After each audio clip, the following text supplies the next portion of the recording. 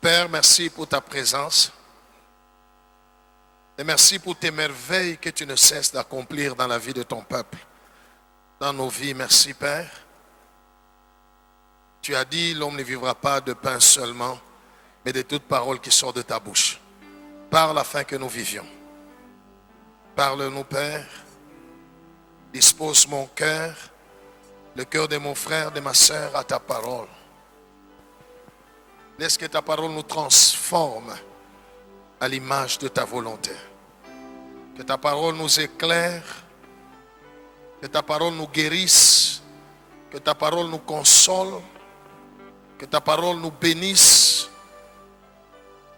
Merci, Père. Nous élevons ton Saint-Nom en ces lieux. Merci, Père, parce que les œuvres du diable sont détruites dans la vie de ton peuple. Merci, Père, parce que ton œuvre est manifeste.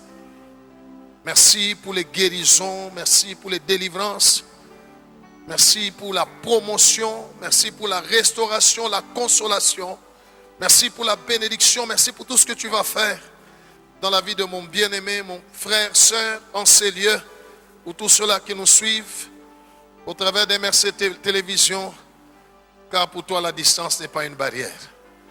Que ton nom soit sanctifié, que ton royaume vienne et que ta volonté soit faite dans la vie de chacun de nous, comme tu l'as décidé dans le ciel. Merci, Père, de nous avoir exaucés. Au nom de Jésus, Amen. Nous acclamons le Seigneur et nous nous asseyons. Merci, Jésus. Prends ta Bible. Donne-moi tes oreilles et donne ton cœur à Dieu. Alléluia. Je vais te donner un message du Père. Apocalypse chapitre 2, versets 2 à 5. Apocalypse chapitre 2, versets 2 à 5. Oui. Lisons au nom de Jésus. Disons Amen. Je connais tes œuvres, ton travail et ta persévérance. Je sais que tu ne peux supporter les méchants, que tu as éprouvé ceux qui se disent apôtres et qui ne le sont pas, et que tu les as trouvés menteurs, que tu as de la persévérance, que tu as souffert à cause de mon nom, et que tu ne t'es point lassé. Mais ce que j'ai contre toi, c'est que tu as abandonné ton premier amour. Souviens-toi donc d'où tu es tombé, repens-toi et pratique tes premières œuvres. Sinon, je viendrai à toi et j'ôterai ton chandelier de sa place, à moins que tu ne te répandes. Amen. Amen. Gloire au Seigneur. Le message que j'ai pour toi ce matin a comme thème: reviens à ton premier amour pour Jésus-Christ. Reviens à ton premier amour pour Jésus-Christ. Alléluia. Dans le texte qu'on vient de nous lire, le Seigneur parle à une église. Il lui dit, voilà, je sais tout ce que tu fais, tes œuvres, ton travail, ta persévérance. Tu as souffert à cause de mon nom. Mais il dit, voici ce que j'ai contre toi, c'est que tu as abandonné ton premier amour. C'est que l'amour que tu as maintenant, c'est un autre amour. Ce n'est pas ça que tu avais avant. Tu ne m'aimes plus comme avant. Dis à celui à côté de toi, le Seigneur dit, tu ne l'aimes plus comme tu l'aimais avant. Ouais. Gloire au Seigneur. La vie chrétienne est une relation personnelle d'amour entre le Seigneur et son enfant, et la personne qui croit en lui. C'est tout.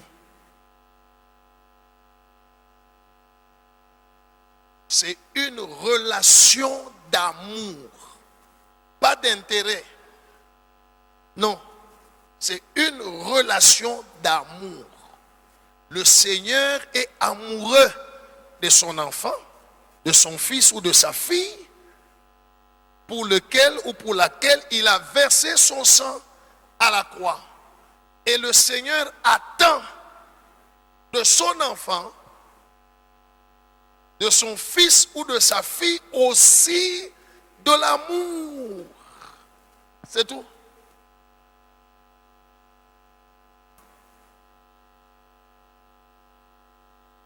Quand il n'y a pas d'amour,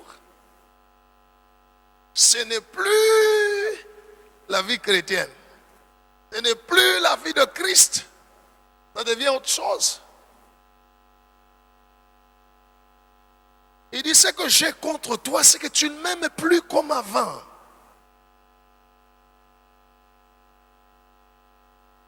Tu as abandonné ton premier amour. Lorsqu'il parle du premier, c'est qu'il y a un deuxième, il y a un troisième, il y a un quatrième. Lui veut le premier. Qu'est-ce que le premier amour? Alléluia. Le premier amour dont le Seigneur parle, c'est quoi? Parce qu'on regarde le texte qui a précédé là, on parle de, je connais ton travail, tes œuvres, ta persévérance, de ceci, donc tout ça, c'est pas ça l'amour pour lui. Tout ça, c'est le deuxième amour.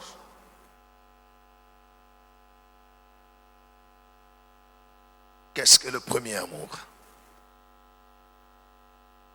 Avant que je t'explique le premier amour, regarde encore celui qui est à côté de toi. Dis-lui ceci, le Seigneur dit, tu ne l'aimes plus comme avant.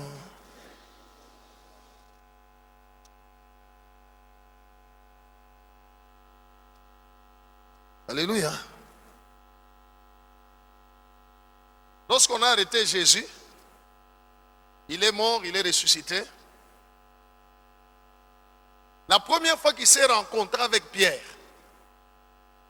qu'est-ce qu'il a réclamé? Lave. C'est tout. Tout ce qu'il a réclamé à Pierre, c'est l'amour. Pierre, m'aimes-tu? Plus que tu n'aimes ceci, l'amour. L'amour. L'amour. Que Dieu soit loué. Le Seigneur Jésus est amoureux. Il n'y a pas, tu ne peux pas être en relation avec lui sans l'amour, parce que lui-même est amour. Et quand il ne sent pas l'amour, il réclame. Tu ne m'aimes plus comme tu m'aimais avant. Gloire au Seigneur. Le premier amour, c'est l'amour qu'une personne ressent pour Dieu juste après sa conversion. Au moment où il a écouté la parole de Dieu, il a été convaincu par le Saint-Esprit de donner sa vie à Christ, d'abandonner tout pour Christ. Ce sentiment-là, cet amour-là, c'est ça que Jésus veut. C'est ça le premier amour. L'amour que quelqu'un ressent dans son cœur pour Dieu le jour qu'il a décidé d'abandonner la voie du péché,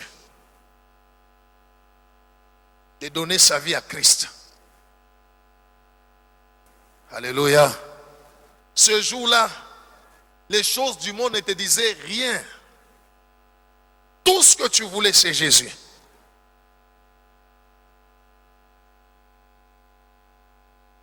Et la vie éternelle. qu'il t'offrait. Alléluia. Tu es avec moi, hein? Lisez d'abord Philippiens chapitre 3, versets 7 à 8. Et puis je vais vous donner d'autres définitions du premier amour. Le premier amour, c'est l'amour qu'une personne ressent. Il sent en lui pour Dieu. Le jour où il s'est converti. Le jour où il a donné sa vie à Jésus. Il a décidé de suivre Christ. Cet amour-là. La première fois que Pierre a rencontré Jésus, c'était dans une barque. Gloire au Seigneur. Ce jour-là, ils ont pêché toute la nuit, ils n'ont rien eu. Jésus est venu, il est entré dans leur barque. Eux, ils étaient en train de laver les filets. Jésus est entré dans la barque. À partir de la barque, il a commencé à prêcher. Pierre a entendu cette parole-là. C'est entré dans son cœur. Après un temps, Jésus lui dit, avancez en pleine eau. Ils avancent, Jésus dit, jetez vos filets. Il dit, non, nous avons pêché toute la nuit, on n'a rien eu. Il dit, mais sur ta parole, je vais jeter. Un miracle s'est produit ce jour-là. Lisez la parole de Dieu. Il est écrit, ce jour-là, Pierre a tout laissé. Il a tout laissé pour suivre Jésus. Mais après la mort de Jésus, c'est le même Pierre qui a dit à ses disciples, moi je vais pêcher. Ils sont partis pour faire la pêche. Jésus est allé le suivre là où il avait rencontré la première fois, à la pêche. Ce jour-là aussi, ils ont travaillé toute la nuit, ils n'ont rien eu. Jésus est apparu au bord de l'eau, il a dit, petits enfants, avez-vous eu quelque chose? Il dit, non, rien. Il dit, jetez le filet à droite.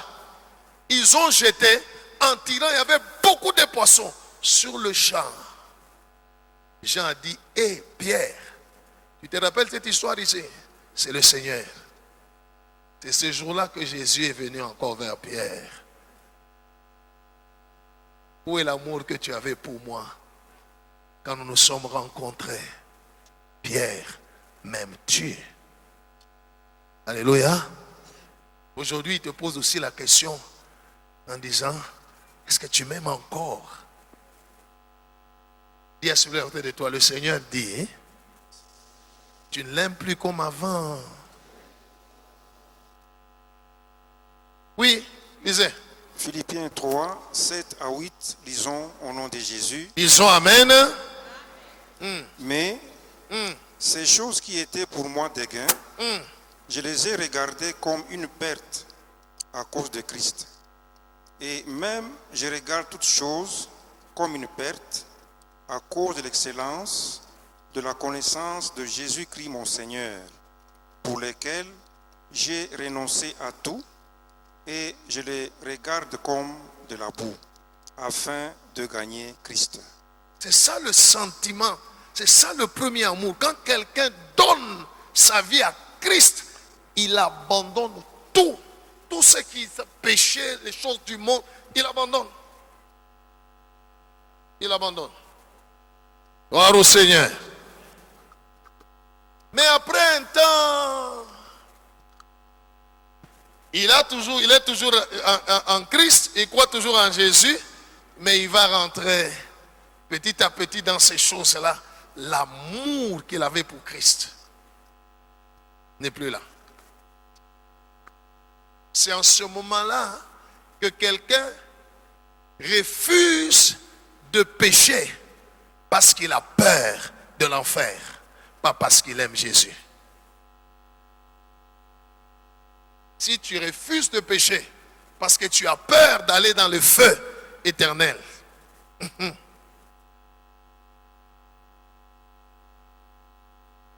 que Dieu soit loué.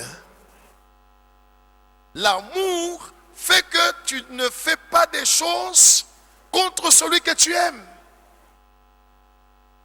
Je ne pêche pas parce que j'ai peur d'aller en enfer. D'ailleurs, l'enfer n'a pas été créé pour moi. Ça a été créé pour le diable et ses anges. Alléluia. Si je ne pêche pas, simplement parce que j'aime Jésus. Jésus dit, ce que j'ai contre toi, tu as abandonné ton premier amour. Deuxième définition, le premier amour, c'est l'empressement, le zèle qu'une personne a au début de sa foi pour les choses de Dieu. L'empressement, le zèle que quelqu'un a au début de sa foi pour les choses de Dieu. Souviens-toi, quand tu t'étais converti, tu aimais beaucoup la prière, tu priais beaucoup, tu jeûnais, tu méditais la parole de Dieu, tu ne s'absentais pas à l'église. Il y en a même qui étaient prêts. Il est au marché, l'heure du culte, il ferme sa marchandise, je vais à l'église. Mais aujourd'hui,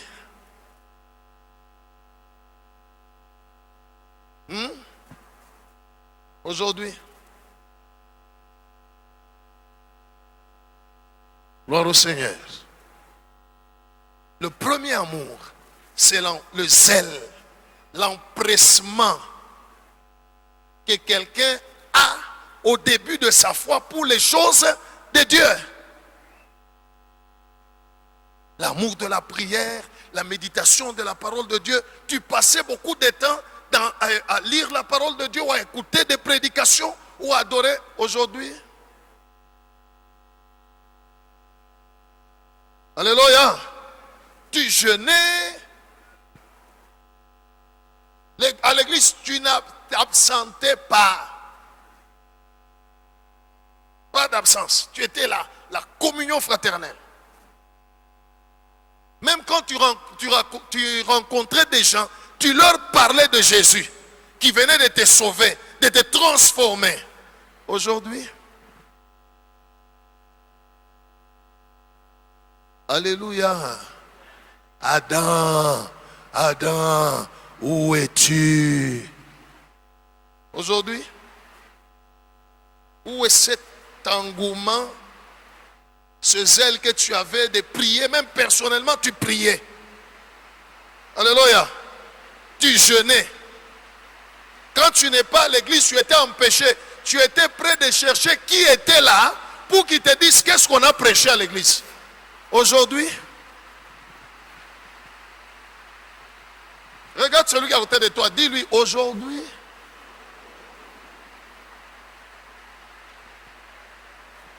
Dis-lui, le Seigneur dit, tu ne l'aimes plus comme avant.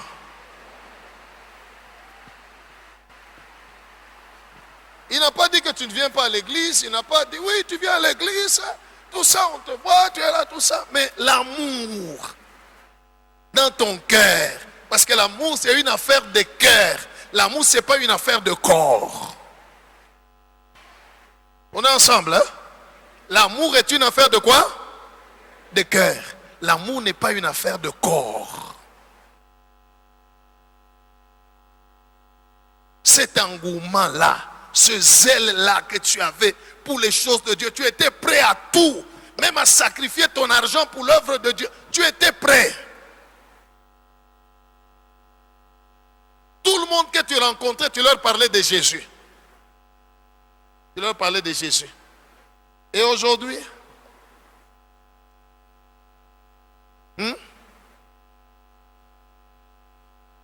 alléluia. Réponds-moi afin que j'aille répondre à celui qui m'a envoyé. Il m'a envoyé pour te dire, tu ne l'aimes plus comme tu l'aimais avant.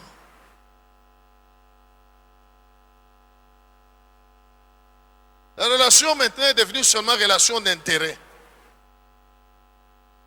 Imaginez un homme qui a trouvé une femme qu'il veut prendre en mariage. Ils sont fiancés. Alléluia. Chaque fois que la femme appelle son fiancé, c'est « J'ai faim, je n'ai pas de téléphone, je n'ai pas de nouveaux habits, je n'ai pas ceci. » Ok, c'est bon.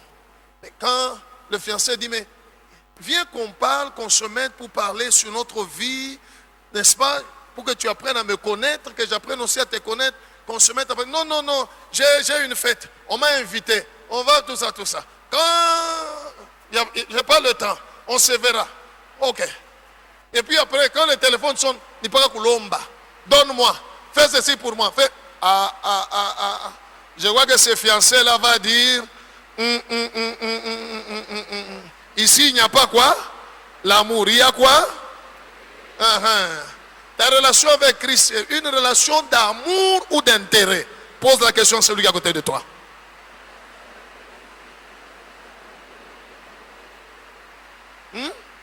Ta relation avec Jésus est une relation d'amour ou d'intérêt?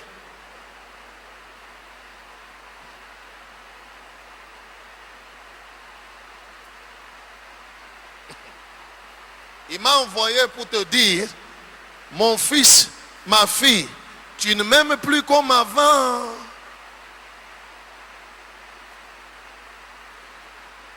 Troisième définition du premier amour.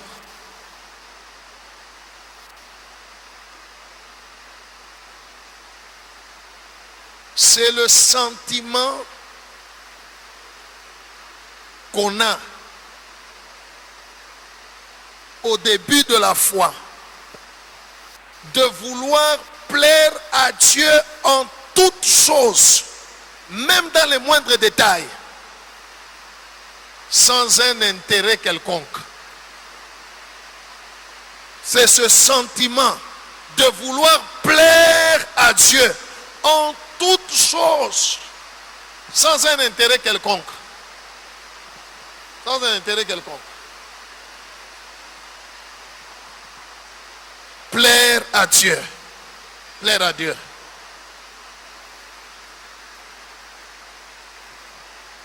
Et aujourd'hui,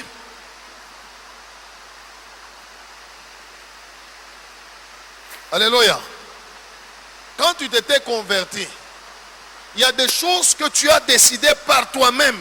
Après avoir écouté la parole de Dieu, tu t'es dit, ça, je ne peux plus regarder. Ça, je ne peux plus entendre. Là, je ne peux pas aller. Ça, je ne peux plus faire. Cette fréquentation, je l'arrête. Au début. Alors aujourd'hui, où est-ce qu'on en est? Alléluia. Où est ce sentiment-là que tu avais de vouloir plaire à Dieu en toutes choses, même dans les moindres détails?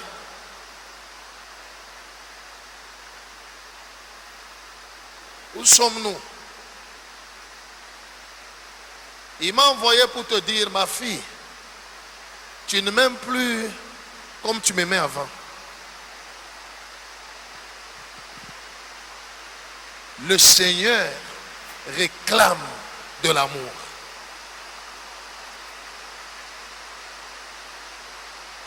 Pendant que toi, à cause de ta situation, à cause des problèmes que tu as, tu te plains. Seigneur, tu ne fais rien pour moi. Seigneur, tout ça. Quelqu'un d'autre, étant dans la même situation comme toi, peut-être même pire, en souffrance, mais dans sa souffrance, il continue à l'adorer, à le remercier et jamais se plaindre, simplement parce qu'il aime.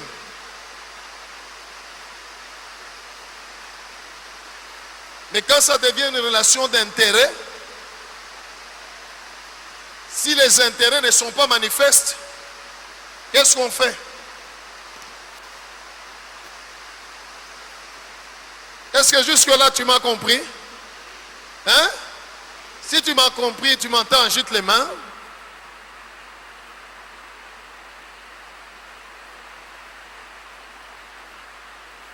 Je reprends, je résume. 1. Le premier amour,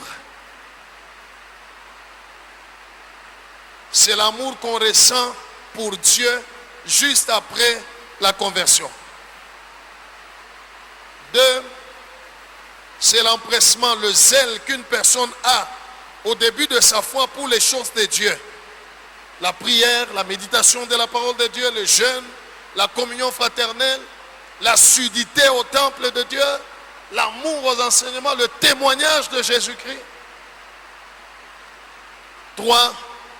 Le premier amour, c'est le sentiment qu'on avait de vouloir plaire à Dieu en tout, même dans les moindres détails.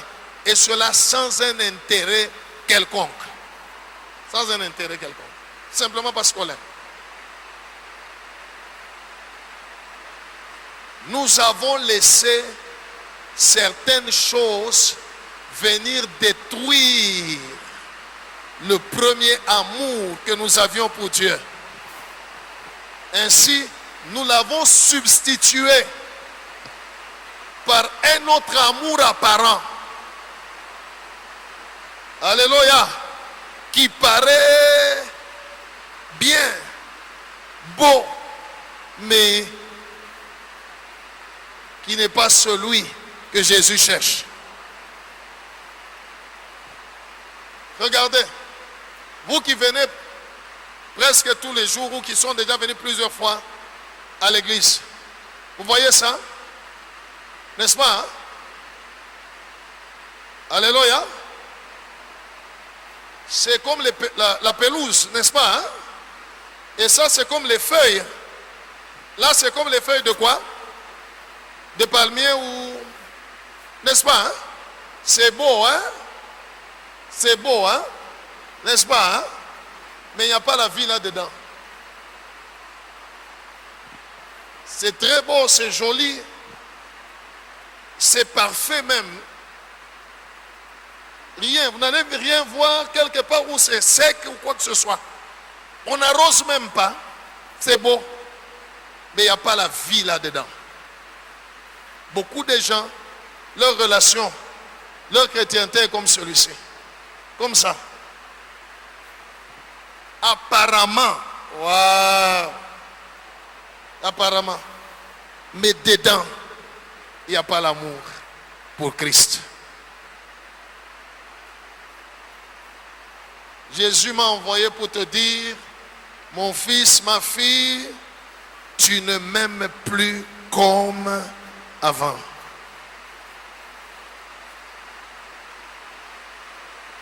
Reviens à ton premier amour. Dis à celui à côté de toi, reviens à ton premier amour pour Christ. Oui. Alléluia. On va chaque dimanche, mercredi, vendredi à l'église. Pas pour chercher Dieu, pas pour chercher à connaître notre bien-aimé, pas pour le plaire. Maintenant, c'est pour autre chose. Le bien-être, le bonheur, le succès, l'argent, la richesse, la protection. Gloire au Seigneur. J'ai toujours donné cet exemple de quelqu'un qui écrit le CV.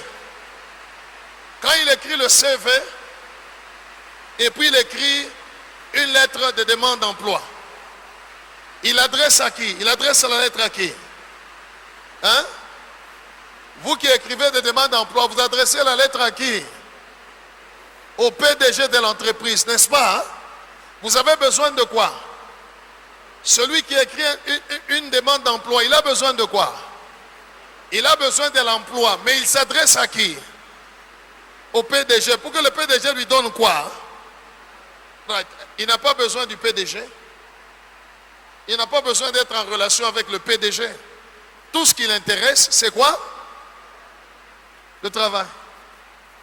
L'emploi. C'est tout. Il va signer le contrat. On lui donne ce qu'on appelle en anglais job description. La description des tâches qu'il doit accomplir. Et il observe ces tâches-là, il accomplit. À la fin du mois, on les paye. Mais cette personne n'a aucune relation avec le PDG. La vie chrétienne, ce n'est pas celle-là. Alléluia.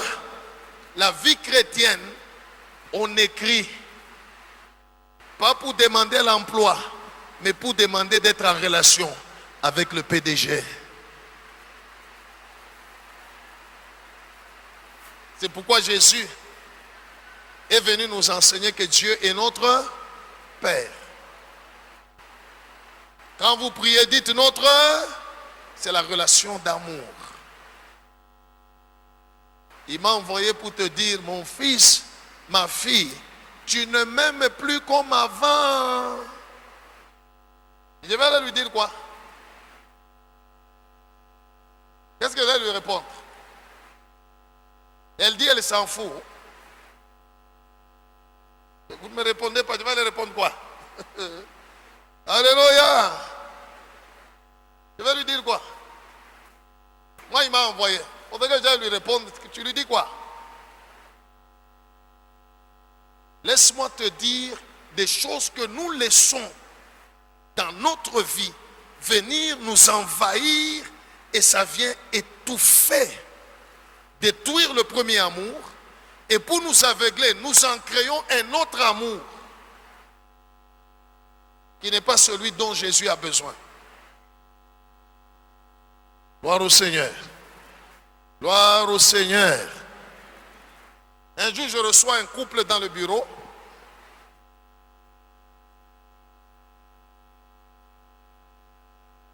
J'écoute la dame. Elle me dit, pasteur, mon mari ne prend pas soin de moi. Il ne fait rien pour moi. Il ne s'occupe pas de moi. Quand je donne la parole au monsieur, monsieur dit, mais, pasteur, je ne sais pas ce qu'elle est en train de dire ici. C'est moi qui la nourris. C'est moi qui achète des vêtements pour elle. Tout ce qu'elle a là, c'est moi. Je lui ai payé ceci. Tout ce dont elle a besoin. Quand elle me demande, je lui donne. Ainsi de suite, tout ça. Alléluia. La femme dit, il ne prend pas soin de moi. Ah, Seigneur, ça veut dire quoi? J'ai dit à l'homme, ce n'est pas à toi de dire à la femme que tu prends soin d'elle. C'est à elle de t'expliquer comment prendre soin d'elle. Toi, tu penses qu'elle a besoin de l'argent? Toi, tu penses qu'elle a besoin de tout ce que tu lui achètes? La femme a d'abord besoin de toi. Toi et l'argent et les ceci et ceci. Pas l'argent, les véhicules, les voyages, les ceci, mais sans toi. Donne du temps à ta femme. Est-ce que tu as le temps de te mettre, de causer avec elle? Vous allez, vous sortez, vous faites... Pasteur, dis-lui. Monsieur, tout le temps, il est au boulot. Quand il quitte le boulot, il rentre à la maison, il est sur son ordinateur. Je suis en train de me former, de m'informer. On l'appelle à table, il va seulement manger. Il mange, il termine de manger. S'il n'est pas sur son ordinateur, il est sur son téléphone. Trop de programmes.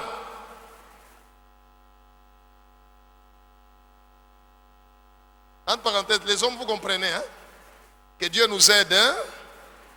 Ta femme a besoin de toi. Tu peux lui donner tout ce que tu veux, mais avec toi-même. Dieu nous a donné, il nous a donné Jésus. On dit à combien plus forte raison ne nous donnera-t-il pas toutes choses avec Jésus? Ta femme a besoin de toutes choses avec toi, pas sans toi. Gloire au Seigneur. Ainsi, dans notre relation avec le Seigneur te veut. Tout ce que tu fais là, Dieu fait ceci pour Dieu, Dieu fait ceci, c'est bon. Mais il a besoin de toi. Vous deux. Qu'est-ce que nous amenons dans nos vies qui nous empêche, qui détruit le premier amour? J'ai appelé ça les soucis de ce siècle. Je vais vous expliquer. Les soucis de ce siècle. Luc chapitre 8, verset 14. Les soucis de ce siècle. Oui. Disons au nom de Jésus. Dites Amen. Ce qui est tombé parmi les épines, ce sont ceux qui, ayant entendu la parole, s'en vont et la laissent étouffer par les soucis, les richesses et les plaisirs de la vie, et ils ne portent point de fruits qui viennent à maturité. Amen. Les soucis de la vie, les soucis des richesses. Alléluia. Dans beaucoup de prières, ce n'est plus Seigneur, aide-moi à te connaître. Fais-moi connaître tes voies pour que je te connaisse. Révèle-moi ta volonté. Non. Beaucoup de prières sont basées sur les soucis de ce siècle. Seigneur, souviens-toi de moi. Donne-moi un bon travail, un bon salaire, un bon mariage. Seigneur, bénis mes affaires, que mon capital augmente, que mon chiffre d'affaires augmente. Seigneur, les diplômes. Seigneur, le mariage. Seigneur, les enfants. Seigneur, notre cœur, nous laissons notre cœur être rempli des soucis de ces siècles, du désir, du bonheur terrestre, tout en oubliant que le Seigneur a dit, cherchez premièrement le royaume et sa justice, et les autres choses vous seront données par surcroît. Alléluia. Nous renversons l'importance des choses dans notre cœur. Notre vie compte plus. Et notre vie terrestre compte plus. Ainsi, nous sommes focalisés sur ça. Sur ça. Sur 100% des messages que je reçois dans mon téléphone, 99% est basé sur les soucis de la vie. Homme de Dieu, aidez-moi, aidez-nous. Rien ne marche dans ma vie. Et ton Dieu me donne un bon travail. Homme de Dieu, que Dieu me donne aussi ma maison. Que cette année ne se termine pas, que j'entre dans mon mariage.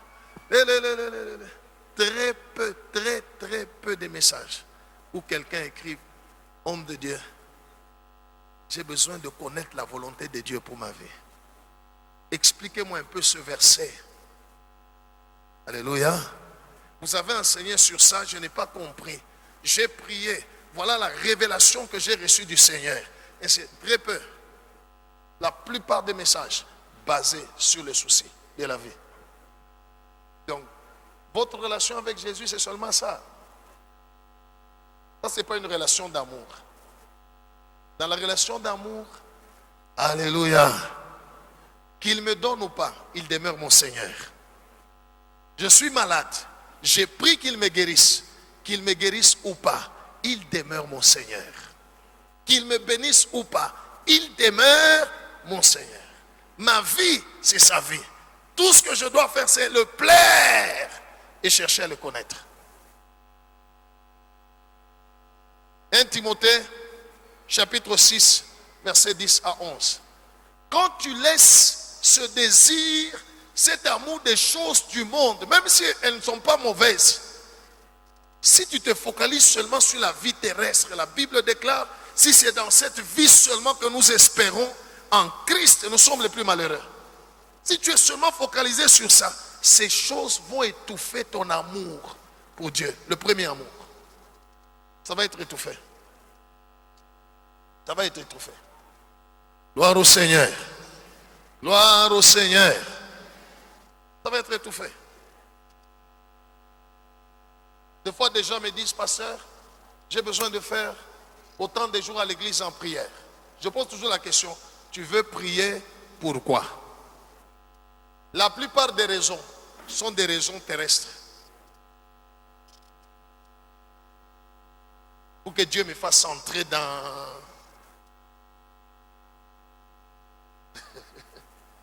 Hey. Alléluia. Je ne dis pas qu'il ne faut pas dire ça à Dieu, lui demander. La Bible dit, faites connaître à Dieu vos besoins. Mais avant toute chose, la relation doit être relation d'amour. D'amour. C'est tout ce que Jésus réclame. C'est pourquoi il m'a envoyé aujourd'hui pour te parler. en te disant, ma fille, mon fils, tu n'es même plus comme avant. Tu aimes les bénédictions,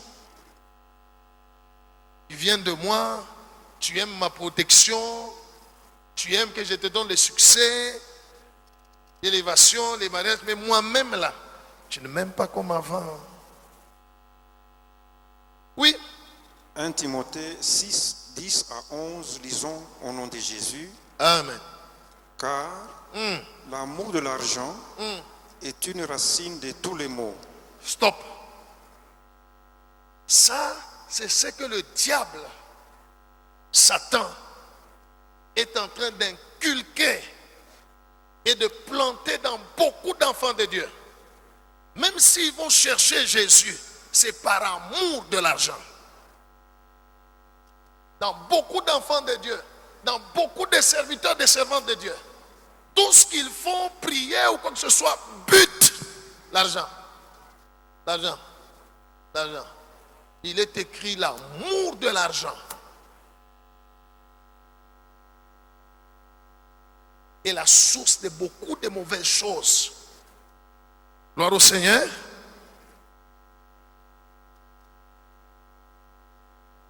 Vous savez que l'argent, le Seigneur lui-même l'appelait maître. Oh, le Seigneur est maître. Mais lui qui est maître a parlé au sujet de l'argent en appelant l'argent quoi? Maître. Il dit nul ne peut servir deux maîtres à la fois. Et quels sont ces maîtres-là? Il a parlé, vous ne pouvez pas servir Christ et Mammon.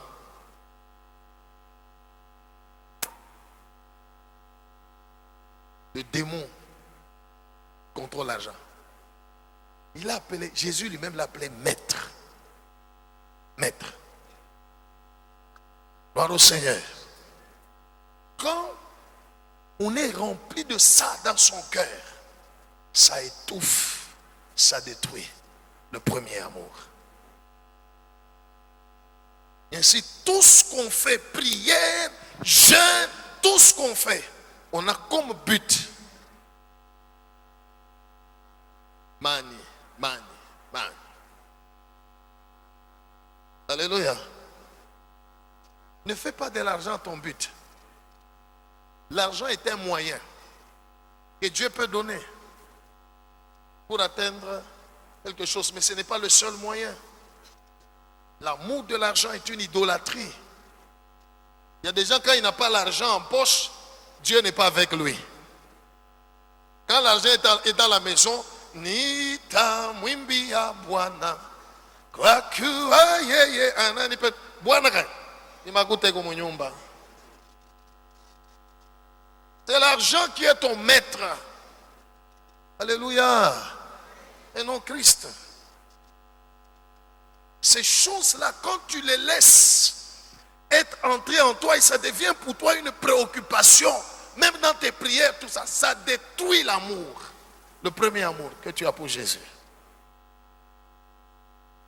Celui qui aime Jésus, il sait que mon Dieu pourvoira à tous ses besoins selon sa grande richesse avec gloire en Jésus-Christ. Ne vous inquiétez de rien. Que j'ai l'argent, que je n'ai pas l'argent, Jésus est avec moi. Ma vie ne dépend pas de l'argent, ma vie dépend de Jésus. La Bible dit l'amour de l'argent, c'est ça qui détruit. L'amour des richesses, ça détruit le premier amour pour Dieu. Gloire au Seigneur. J'ai vu des gens, quand ils n'avaient rien, ils étaient à l'église. Les messages, n'en parlons même pas. Homme de Dieu. Presque tout pendant la semaine, tu peux avoir même 3, 4 messages qui t'envoient. Alléluia. Tous les jours à l'église, le Seigneur étend sa main. Et la personne commence à palper. Il est dans la ville, elle est dans la ville, mais n'est pas à l'église. Alléluia. Il n'a plus le temps pour Dieu. Il n'a plus le temps pour Dieu. Voilà pourquoi Dieu ne donne pas à beaucoup. Parce qu'il veut d'abord entretenir l'amour. Gloire au Seigneur. Parce qu'il sait que s'il te donne, tu vas fuir. Il ne te verra pas. Puis, allô, mon frère, ma soeur, ça va, hein? On ne vous voit pas. Non, je suis de cœur avec vous. Ah, quand tu souffrais, tu étais de cœur et de corps avec nous. Maintenant, tu nous laisses seulement le cœur. Le corps, tu l'amènes chez qui? Alléluia. Continue la lecture. Et quelques-uns en étant possédés, Quelques-uns en étant possédés de quoi? De l'amour de l'argent. Au lieu d'être possédés de l'amour pour Christ, ils se laissent posséder par l'amour de l'argent. se sont égarés loin de la foi Ils se sont égarés loin de la foi. et se sont jetés eux-mêmes dans bien des tourments.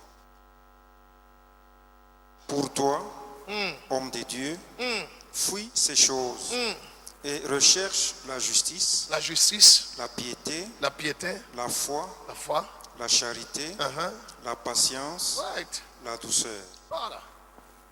Voilà les choses que nous devons rechercher. Voilà ce qui est dans notre amour, dans notre relation avec Christ. Dans notre relation avec Christ. Que Jésus soit loué. Que Jésus soit loué. Voilà ce que nous devons avoir dans notre relation avec Christ. Quand tu laisses les soucis de ces siècles t'envahir, ça va détruire ton premier amour pour Dieu. Et tu verras que ta vie chrétienne sera focalisée sur ta propre vie, pas sur Jésus, sur ta propre vie. Et toutes tes prières à Christ, ça ne sera pas pour chercher à connaître Christ, ça ne sera pas pour chercher à connaître sa volonté ou pour le plaire, ça sera le pousser lui à te plaire.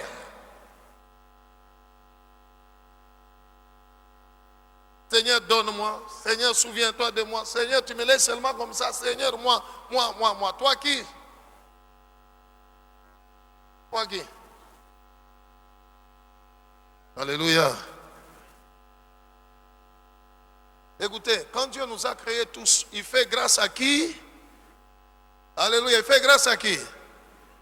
Tout le monde n'est pas créé pour être riche. Tout le monde n'est pas créé pour être chef. Tout le monde n'est pas créé pour être fameux. Chacun a reçu de la part de Dieu une certaine grâce. Une certaine grâce. Mais dans ta grâce que Dieu t'a donnée, tu auras ton bonheur à ce niveau-là. À ce niveau-là. Souvent quand j'entends quelqu'un qui vient dire, homme de Dieu, priez pour moi que je sois impacté de l'onction des foules. Pourquoi tu veux la foule? Pourquoi tu veux que Dieu te donne beaucoup de gens? Pourquoi? Tu vas en faire quoi? Gloire au Seigneur. Cherche à être en relation avec Christ. C'est tout. Aime Jésus. Il te donne ce qu'il te donne. C'est tout. Jean-Baptiste n'avait jamais fait un miracle. Il n'a jamais chassé un démon de quelqu'un. Alléluia. Il n'a jamais prié pour un malade et le malade est guéri. Jamais. Il avait une église à usage unique. Donc, quand quelqu'un vient, on le baptise, il ne viendra pas encore pour la deuxième fois. Habillé en peau de chameau, vivant dans le désert. Souvent, ce qui me trouble un peu, la Bible dit il mangeait les sauterelles. Bien aimés, réfléchissons ensemble. Au désert, il y a les herbes. Hein? Les sauterelles suivent quoi? Maintenant, lui vivait au désert. Et sa nourriture, c'était des sauterelles. Il allait les avoir où? Ça veut dire qu'il mangeait rarement. Alléluia. Il se nourrissait du miel. Les abeilles viennent. Jean-Baptiste, tu es où? Tu es où? Il dit non, la miel est là. Ça veut dire qu'il y a des jours où il mangeait gonflé. Alléluia. Il y a des jours qu'il mangeait comment? Gonflé. Il va se couvrir avec quoi? Tu as déjà vu la peau? Prends même la peau d'une vache ou d'une chèvre. Ce n'est pas comme un vêtement, tu peux te couvrir comme ça, c'est dur. Et quand il y a la pluie, quand ça tient l'eau, ça commence à sentir des odeurs. Et Jésus dit de tous ceux qui sont nés de la femme, Abraham, Isaac, Moïse, David, Jacob, Élisée, alléluia, Gédéon, tous ces gens-là que vous connaissez, aucun n'est plus grand que Jean-Baptiste. Aucun. Alléluia. À chacun de nous, Dieu a reçu sa grâce. Tout ce que Dieu réclame de chacun de nous, c'est l'amour. C'est l'amour. Si tu laisses les soucis des siècles, les soucis de la vie t'envahir, ça détruit l'amour que tu as pour Dieu. Deuxième chose qui détruit, l'accoutumance, s'habituer aux choses de Dieu ou à Dieu, entre guillemets, parce que Dieu, on ne s'habitue pas à lui. S'habituer à Dieu. L'habitude diminue la valeur d'une chose. J'ai vu souvent chez moi mon fils, le cadet, il peut aimer quelque chose, un jouet, alléluia. Il était très petit. Vous allez passer quelque part, non, je veux ce jouet-là, je veux ce jouet. Vous lui achetez le jouet, ce jour-là, il est toujours avec ce jouet-là. Partout, il joue avec ça, partout. Et puis le lendemain, vous trouvez le jouet dehors. Il passe, il ne le regarde même pas. Il en veut un autre. Celui-là n'a plus de valeur, pourquoi? Il s'est habitué à ça. L'habitude diminue la valeur de quelque chose. Alléluia. Alléluia. Beaucoup d'enfants de Dieu ont laissé ça, l'habitude, entrer en eux. Ils s'habituent aux choses de Dieu.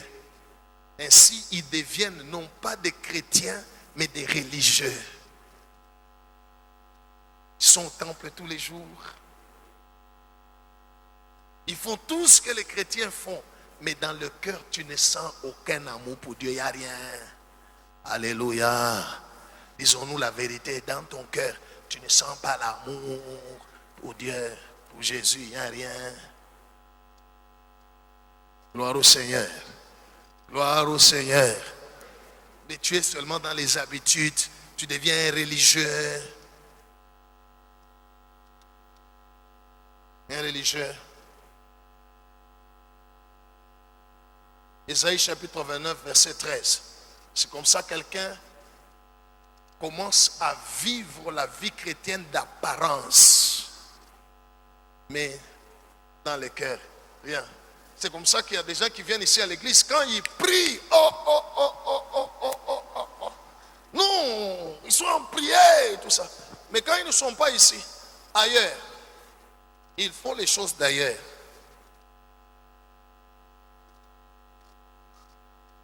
Oui, lisez. Ésaïe 29, 13, disons au nom de Jésus. Amen. Le Seigneur dit, quand ce peuple s'approche de moi, il m'honore de la bouche et de lèvres, mais son cœur est éloigné de moi. Et la crainte qu'il a de moi n'est qu'un précepte des traditions humaines. Amen. Amen. La crainte qu'il a de moi, c'est ça la religion. Vous voyez quelqu'un qui arrive à l'église, avant d'entrer même dans l'église, Mendumba.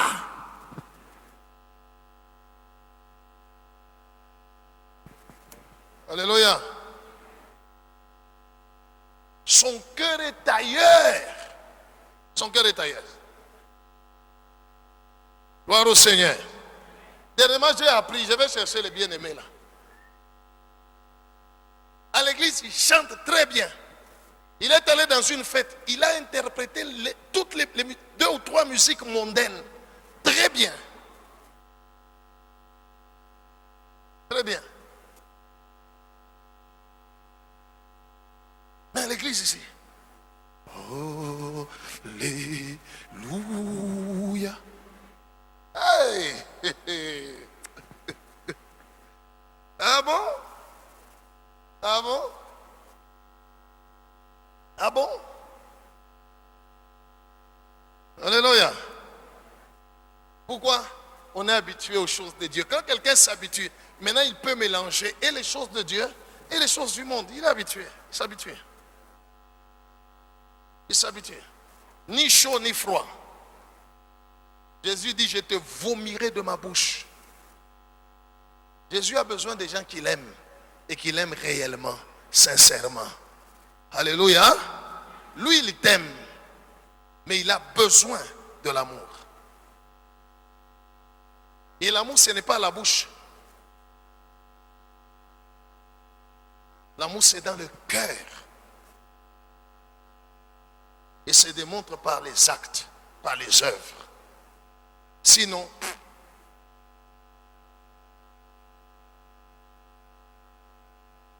celui qui m'a envoyé m'a dit de te dire, tu ne l'aimes plus comme avant.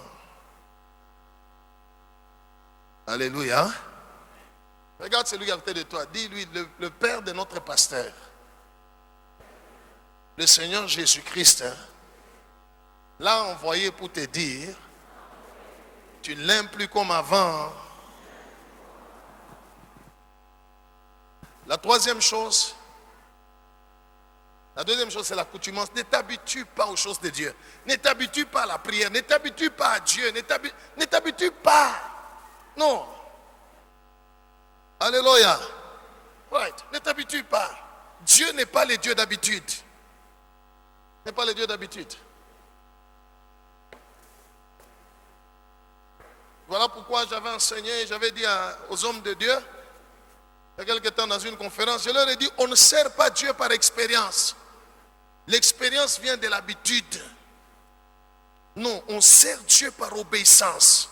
Or, pour obéir, il faut l'écouter, te parler. Pour qu'il te parle, il faut le chercher.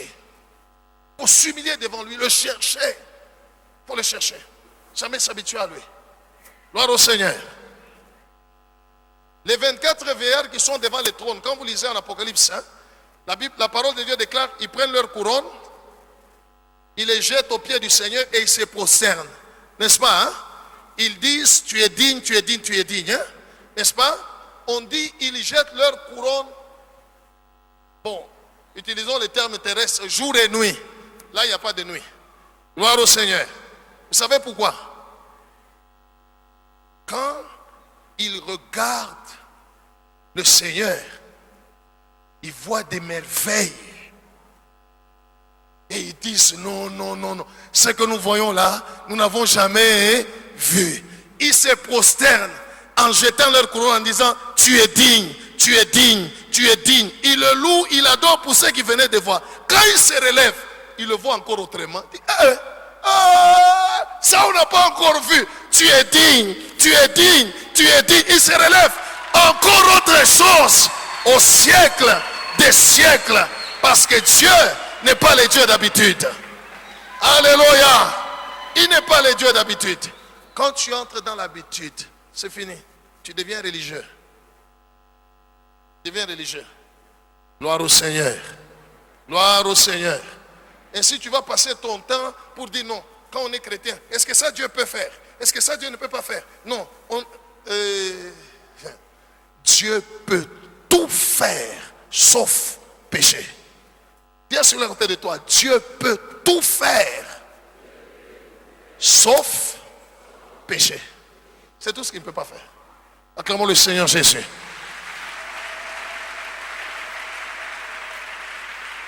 La troisième chose qui tient beaucoup de gens et qui diminue le premier amour, c'est le découragement. Beaucoup d'enfants de Dieu se découragent. Pourquoi? Parce que quand ils sont venus au Seigneur, ils s'attendaient à certaines choses qu'ils allaient voir dans leur vie autant qu'eux-mêmes pensaient. Et ça ne vient pas. Ça ne se manifeste pas. Certains même disent, depuis que je me suis converti, ma situation est devenue pire que lorsque j'étais païen. Et ils se découragent. Alléluia. Avant que je ne croie, je palpais quand même un peu d'argent. Rien depuis que j'ai cru. Oui, quand tu n'avais pas cru, tu le palpais dans la mauvaise voie. Que Dieu soit loué. Deux, même ce que tu recevais dans la bonne voie, Satan n'avait pas de problème avec toi. Il savait que tu étais son prisonnier et que tu allais à la perdition. Alléluia. Quand tu deviens au Seigneur, tu deviens enfant de Dieu, tu es son enfant. Il va te faire passer sur le chemin que lui a tracé pour toi. Parce que toi, tu décides. Alors, le découragement. Quelqu'un espérait que quand je vais devenir chrétien, tout sera alléluia, amen. Je n'aurai plus de problèmes, je n'aurai plus de combats, ma vie va être bien, on va prospérer, on va ceci, il y aura ça, il y aura cela. Tu as espéré. Ça ne vient pas.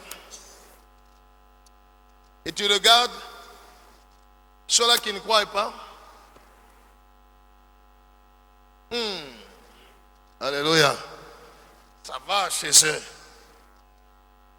Et l'amour, le premier amour que tu avais pour Dieu est parti. Psaume 73, 1 à 5.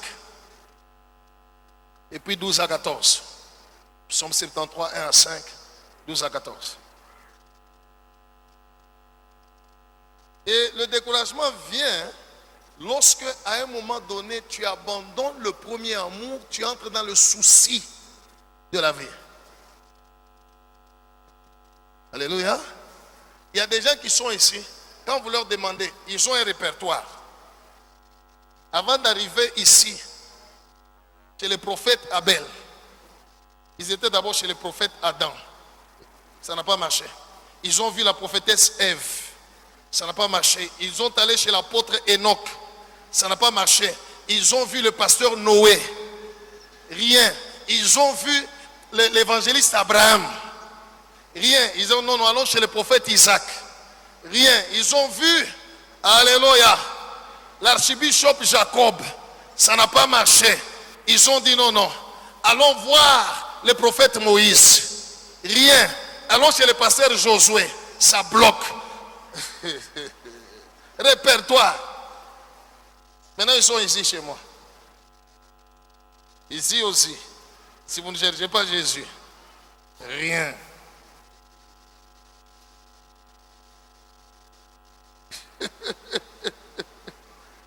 Alléluia. Je vous dis la vérité, il y a des gens, la première fois qu'ils viennent à l'église, tout ça, ils m'écrivent, pasteur, je vous écris, on m'a parlé de toi. On a dit que cet homme de Dieu, tu as du feu. Moi, je vais être déçu. Je crois dans ta grâce. Les gens ne croient plus en Jésus. Ils croient dans ma grâce. Dis, je crois dans ta grâce. Dis seulement un mot, ma vie va changer. Qui t'a dit que moi je suis mort pour quelqu'un? Alléluia. S'il y a une guerre qui arrive maintenant là, je serai le premier. Vous ne savez pas courir? Père, donne-moi l'onction de la fuite. Mon heure n'est pas encore venue. Oh, je peux même disparaître. Pop, un ange me prend. Là où je pars en courant, Éternel, sauve-les. Sauve-les. Moi, je ne suis pas sauveur. Acclame Jésus. C'est Jésus qui est sauveur. Que Dieu soit loué. Qui est sauveur? Qui est guérisseur? Qui est la source de la vie? Qui est mort pour nous? Alors, les gens focalisés sur l'amour du monde. Lisez, oui, lisez. Psaume 73, 1 à 5 et puis 12 à 14. Lisons au nom de Jésus. Amen. Oui, Dieu est bon pour Israël. Dieu est bon pour Israël, oui. Pour ceux qui ont le cœur pur. Toutefois, mon pied allait fléchir, mes pas étaient sur le point de glisser, car je portais envie aux insensés en voyant le bonheur des méchants. Rien ne les tourmente jusqu'à leur mort.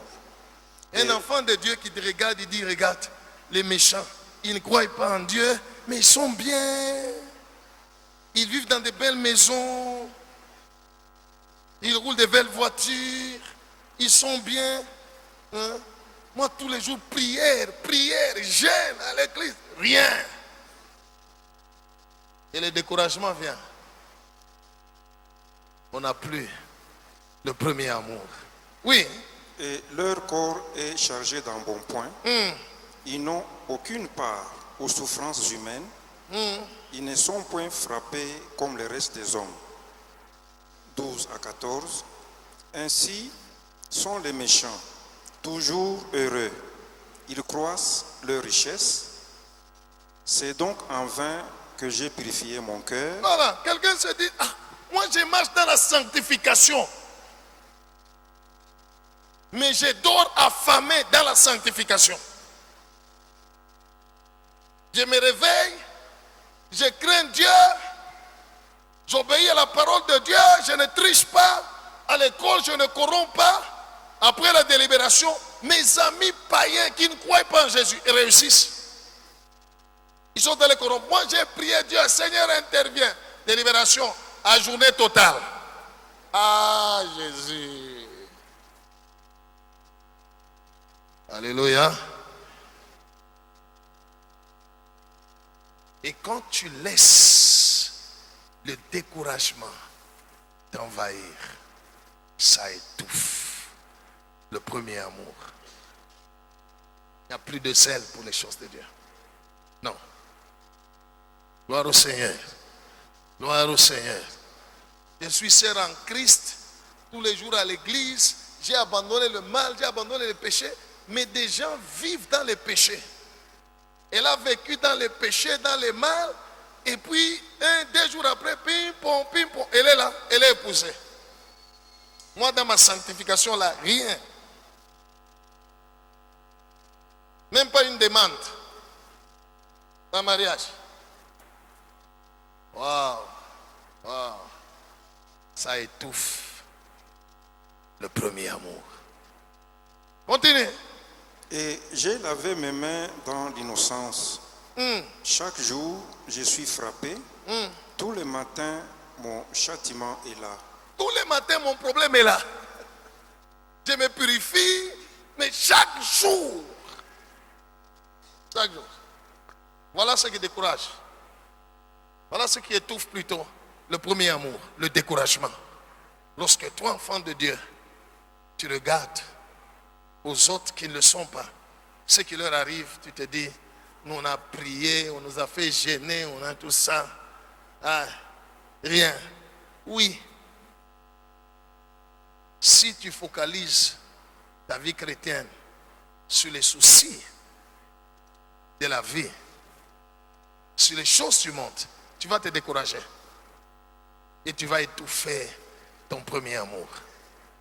Malachie 3, 14 à 15. Malachie 3, 14 à 15. Le découragement. Ainsi, beaucoup d'enfants de Dieu viennent à l'église. Ils viennent, bon, allons-y seulement. Allons-y seulement. Alors, mais ils sont déjà découragés. Ils sont découragés. Certains sont prêts. Certains sont prêts. Un jour, un frère m'a écrit, pasteur, c'est tout ce que j'avais comme argent. Je crois qu'il en avait 400 $. C'était tout ce qu'il avait comme argent. Et puis, on lui a volé tout. Il est resté même bredouille. Il m'écrit, j'ai prié Dieu pour qu'il touche celui qui l'a volé, qui vient seulement me remettre. Rien. Alors, pasteur, je t'écris que je décide d'aller chez un féticheur pour qu'il me dise qui a volé. Alléluia. L'amour pour Christ a été étouffé par le découragement. J'espérais que Dieu allait faire, Jésus allait faire, mais il ne fait pas. Alléluia. Oui, lisez. Malachie 3, 14 à 15, lisons au nom de Jésus. Amen. Vous avez dit, c'est en vain que l'on sert Dieu. C'est en vain que l'on sert Dieu. C'est en vain que l'on craint Dieu. Qu'avons-nous à gagner à observer ces préceptes Qu'avons-nous à gagner à respecter la parole de Dieu? On gagne quoi? et à marcher avec tristesse à cause de l'Éternel des armées? Maintenant, nous estimons heureux les hautains. Oui, les méchants prospèrent. Oui, ils tentent Dieu et rien ne leur arrive. Ils échappent. Alléluia. Le découragement. Le diable vient, il te montre ce qui se passe ailleurs. Chez les autres qui ne croient même pas. Des fois même chez certains qui croient ou qui ont cru après toi ce qui leur arrive. Et puis te dit, mais regarde-toi. Regarde. Regarde, regarde, regarde. Et ça, tu sens en toi l'amour que tu avais pour Jésus. Le premier amour, c'est tout fait. Et tout ce que tu commences à faire n'est que par apparence. Mais dans le cœur, il n'y a plus rien. Celui que je sers m'a envoyé pour te dire, tu ne l'aimes plus comme avant. Le Seigneur dit, tu ne m'aimes plus comme avant. Alléluia. Maintenant écoute, ce que Dieu attend de toi, reviens à ton premier amour. Alléluia. Reviens à ton premier amour. C'est tout. Reviens là. Ne te laisse pas décourager par le diable. Ne t'habitue pas aux choses de Dieu. Gloire au Seigneur. Et ne te focalise pas sur ta propre vie, sur le bonheur terrestre. Non. Focalise-toi sur Christ. Aime-le malgré tout. Que Dieu soit loué. Il ne va pas te laisser dans la situation où tu es. Il ne va pas laisser le diable te détruire. Il ne te laissera pas dans les difficultés où tu es. Non, tout ce qu'il attend de toi, aime-le malgré tout. Aime-le. Aime-le. Aime-le. Gloire au Seigneur. Lui t'aime. Tout ce qu'il veut d'abord, c'est que tu l'aimes lui. Alors, les choses qui lui appartiennent viendront vers toi. Je vais terminer par Romains chapitre 8, versets 28 à 32. Écoute-moi très bien. Jésus t'aime et il te demande, mon enfant, reviens à ton premier amour. Tout ce qui t'arrive là, ce n'est pas un problème. Reviens seulement à quoi?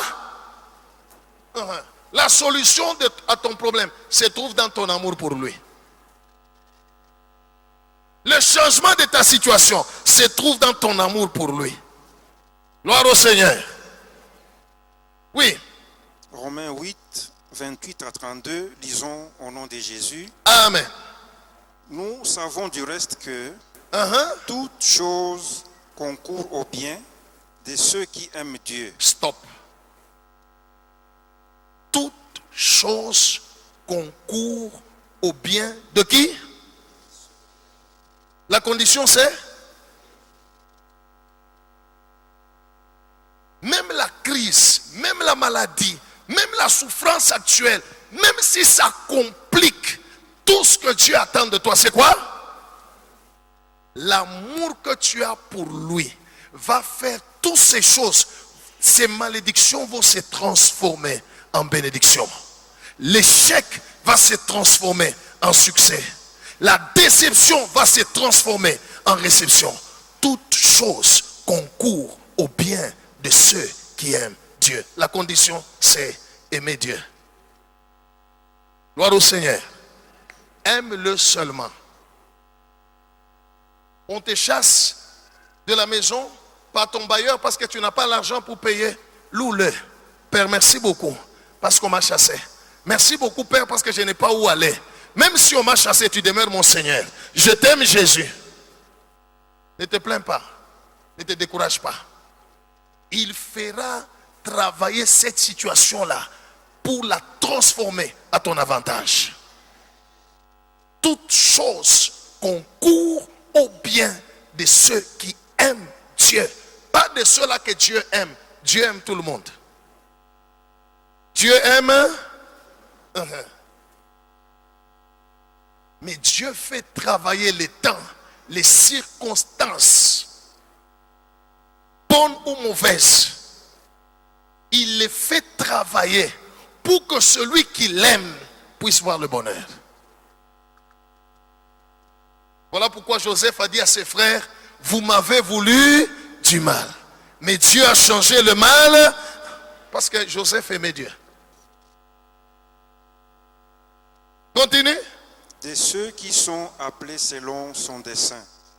Oui. Car ceux qu'il a connus d'avance, il les a aussi prédestinés à être semblables à l'image de son Fils. Quelle est l'image de son Fils? L'amour. Ce que Dieu veut, c'est que nous soyons comme Christ. Que nous adoptions le caractère de Christ. Que nous aimions le Père comme Jésus a aimé son Père. Jésus dit, si quelqu'un m'aime, mon Père l'aimera. Nous viendrons chez lui et nous allons demeurer chez lui. C'est une affaire d'amour. Toute chose concourt au bien de ceux qui aiment Dieu, de ceux qu'il a appelés selon son dessein. Car ceux-là qu'il a connus d'avance, la première chose pour Dieu, c'est que nous soyons semblables à Christ. Oui. Afin que son Fils fût le premier-né entre plusieurs frères. Et ceux qu'il a prédestinés, il les a aussi appelés. La première chose, Dieu t'a appelé au salut. C'est pourquoi tu t'es converti. Alléluia. Il t'a appelé d'abord au salut. Oui, et puis? Et ceux qu'il a appelés, il les a aussi justifiés. Calme-toi. Toi, aime-le. Tu as déjà cru en lui. Il ne faut pas dire, Seigneur, les païens vont se moquer, ils sont en train de se moquer de moi. Moi, et tout ça. Il n'y a pas de problème, c'est leur temps. Alléluia. Mais leur temps est en train de tendre vers sa fin. Dieu va te justifier. Dieu va te justifier. On te dit, on ne sait même pas, on ne voit même pas. Depuis que vous priez là, quelqu'un m'a dit, ah Seigneur Jésus. Quelqu'un m'a dit au bureau, il dit, pasteur, les gens sont en train de se moquer de moi, même dans ma famille, même dans ma belle famille, en disant, on ne voit pas ton Dieu là que tu es en train d'aller suivre à l'église là. C'est une église des riches, mais toi tu es pauvre. Donc les gens savent que c'est une église des riches. Alors tu es riche au nom de Jésus. Alléluia. Ça, ce sont des flèches enflammées du malin. Si tu n'as pas le bouclier de la foi, tu es perdu. Il m'a dit ça. Et Dieu soit loué. Alors quand il parlait, j'ai senti dans cette personne le découragement. Je lui ai dit, hé, calme-toi. Il ne faut pas suivre ce que les gens disent. Toi, tu es venu chercher qui ici? Jésus. Continue à le chercher. Continue à le chercher.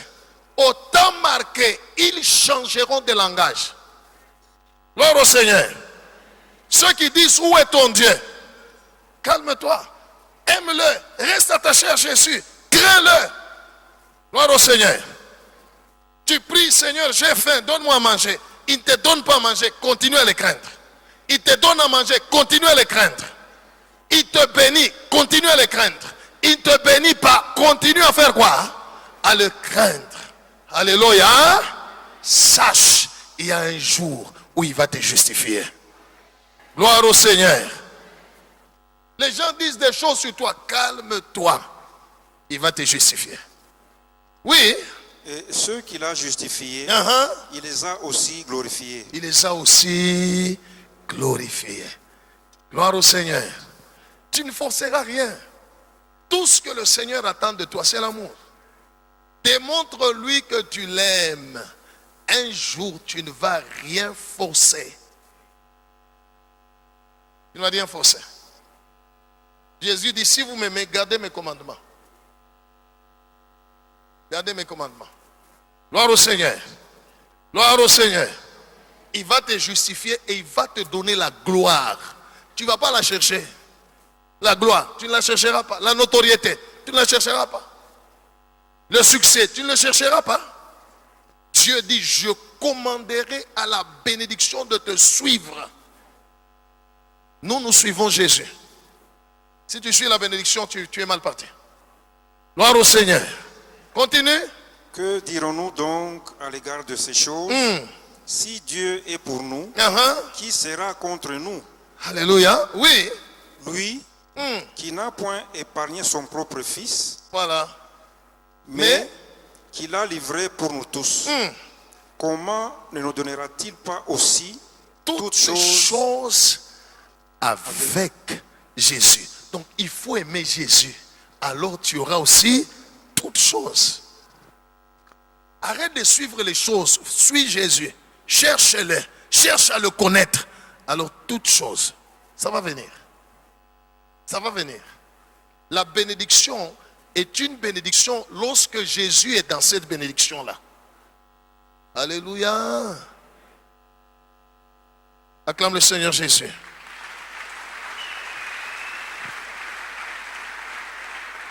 Le Seigneur m'a envoyé pour que je te dise, tu ne l'aimes plus comme avant. Il réclame le premier amour. Donne-lui seulement l'amour. Tu verras. Tu verras le reste. Tu verras.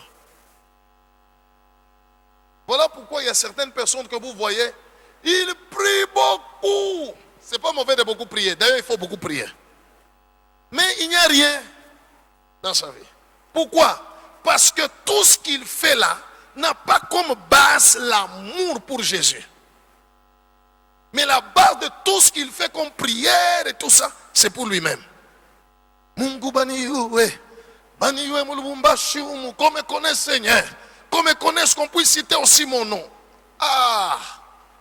40 jours juste pour toi, en prière.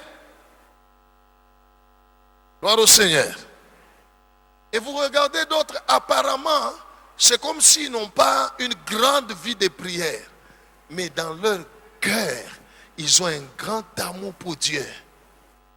Et c'est toi qui penses qu'ils n'ont pas une vie de prière. Ils en ont parce que l'amour qu'ils ont pour Dieu, la relation qu'il a avec Dieu, il aime Dieu, il a à tout moment relation avec Dieu. Il tousse un peu, Dieu répond. Il parle au Seigneur, Dieu agit. Gloire au Seigneur. Et tu dis, Dieu a des gens qui l'aiment et les autres qui l'aiment pas. Non, non, Dieu aime tout le monde. Mais c'est ta manière d'aimer Dieu. Alléluia. Qui détermine aussi sa manière de se révéler et se manifester à toi. Il m'a envoyé pour te dire, mon fils, ma fille, tu ne m'aimes plus comme avant. Et moi, en tant que pasteur, je t'exhorte, reviens à ton premier amour pour Jésus. Voilà la parole qu'il m'a donnée. Que Dieu bénisse sa parole.